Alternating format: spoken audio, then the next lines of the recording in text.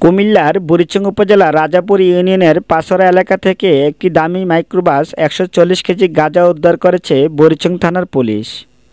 Police সূত্রে জানা যায়, ২০ জুন ২০২৪ বৃহস্পতিবার সকাল ৭:৩০টার দিকে বাগড়া শালদা কুমিল্লা সড়ক দিয়ে মাদক পাচার হবে এমন গোপন সংবাদের ভিত্তিতে বুড়িচং থানার এসআই মোহাম্মদ নুরুল ইসলাম, এসআই সাইফুল আলম সিদ্দিকীর নেতৃত্বে রাজাপুর ইউনিয়নের পাছড়া নূর মসজিদের পাশে পাকা রাস্তার উপর অস্থায়ী চেকপোস্ট স্থাপন করেন। এমন সময় একটি নেভি ব্লু রঙের মাইক্রোবাসকে তল্লাশি করার জন্য থামায় পুলিশ।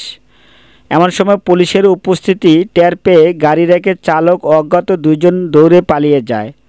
পরবর্তীতে স্থানীয় মেম্বার উপস্থিত লোকজনের সামনে গাড়িটি তল্লাশিকালে গাড়ির পিছনে থাকা ৬০টি চটের বস্তা ৭০ পোটলা গাঁজা, প্রতিটি পোটলা ২ কেজি করে মোট ১৪০ কেজি গাঁজা উদ্ধার করে বুড়িচং থানার পুলিশ এবং একটি নেভি ব্লু রঙের টয়োটা মাইক্রোবাস জব্দ করে। গাড়িটির আনুমানিক মূল্য ৪০ লক্ষ টাকা। প্রাথমিকভাবে জানা গেছে, গাড়ির চালকের বাড়ি কসবা এলাকায়।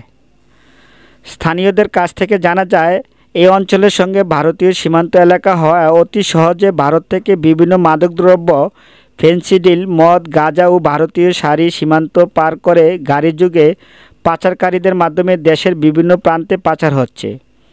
মাদক কারবারিরা প্রতিনিয়ত কৌশল বদলাচ্ছে। তারা দামি জিপ থেকে শুরু করে কার্গো ট্রাক, অ্যাম্বুলেন্স, পাওয়ার টিলারের মতো যানবাহন ব্যবহার করছে। প্রতিদিন আইনশৃঙ্খলা বাহিনী অভিযান আরও বাড়াতে হবে বলে তারা মনে করছেন।